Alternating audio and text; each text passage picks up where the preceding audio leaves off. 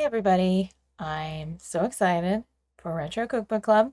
I have the perfect recipe for this, and it's a beverage recipe, and I'm going to show it to you right now. So, without further ado, it's retro drink time. No, sorry, that's not right. More retro than that. Older. Classic retro. Much more classic. So, again, it's retro drink time. Nope. I see my mistake. I was obviously on a different page than everybody else. This is, more retro. Very retro. So, one more time, it's retro drink time. Today I'm riffing on a hot rum flip recipe from 1862 with 1700s roots. I'll be blending the older version of recipes with some more modern takes. The old version came from a book called How to Mix Drinks or the Bon Vivant's Companion, subtitled Containing Clear and Reliable Directions for Mixing All the Beverages Used in the United States Together with the Most Popular British, French, German, Italian, Russian. You know what, never mind. This drink came straight to us from 1700 sailors, and more often than not, people made it by straight up sticking a burning hot poker in the mix. It was very American, very rugged, and we were into that image. One book, Forgotten Drinks of Colonial New England, described it as the Cosmo of the day. Wow. I'm whipping up a double batch here. Most recipes make a syrup with brown sugar and water, while others call for a bit of molasses. I went the molasses path. I've got about 350 milliliters of molasses here, or 1.5 cups if you're feeling imperial. This is way more than I need for a couple of servings. I probably made extra in case of mistakes. To be honest, I shot the footage a while ago and now I can't remember.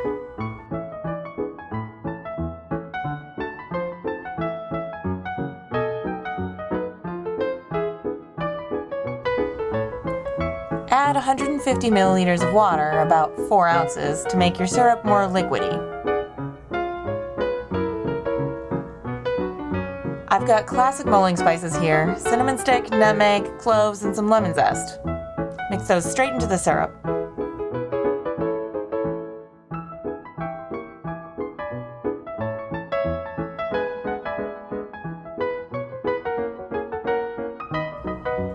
Then you can pop that on low heat and get it warming up. In ye olde recipes, you're working with generic ale, but I've got a dark coconut porter going into mine. I put in a couple standard cans.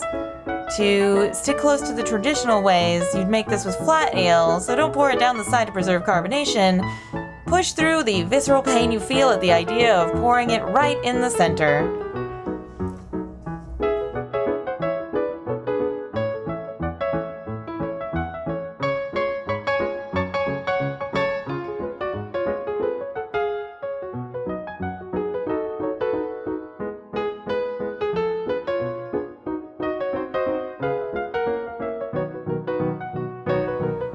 Then go into a strange, hypnotic trance as you stare into the frothy blackness until suddenly you realize at some point you put that on the stove and brought it to a boil. Don't think too hard about the last few minutes of time, and remember to turn off the heat.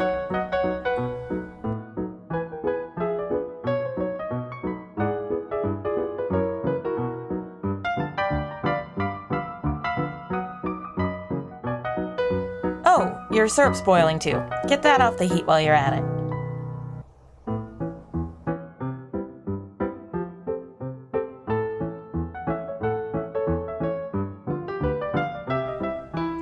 At some point while everything was boiling, you must have beaten the eggs. You must have, right? Maybe 3 eggs? Yeah, sure, 3 eggs. You got those good and whipped up. Time for the rum.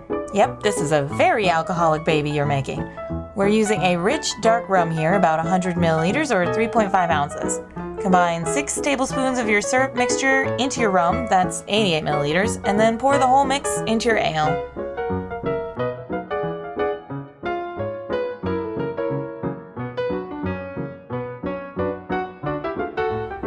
Finally, the eponymous flip. You'll take that rum, ale, and syrup mixture and combine it with eggs by pouring it back and forth from one container to the other many times with the goal of getting it extra creamy and frothy.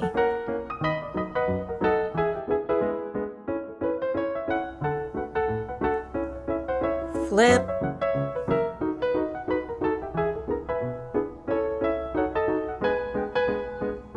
And flip. And flip. And flip. Pour it back and forth and back and forth. Feel your arms growing tired.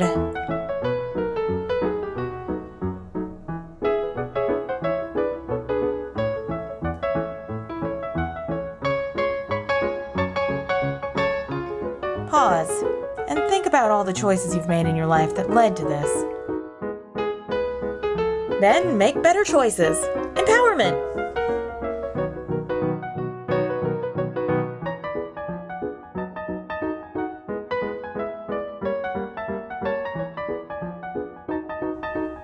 Finally, you're ready to pour some hot, rich, boozy drinks for yourself and a companion.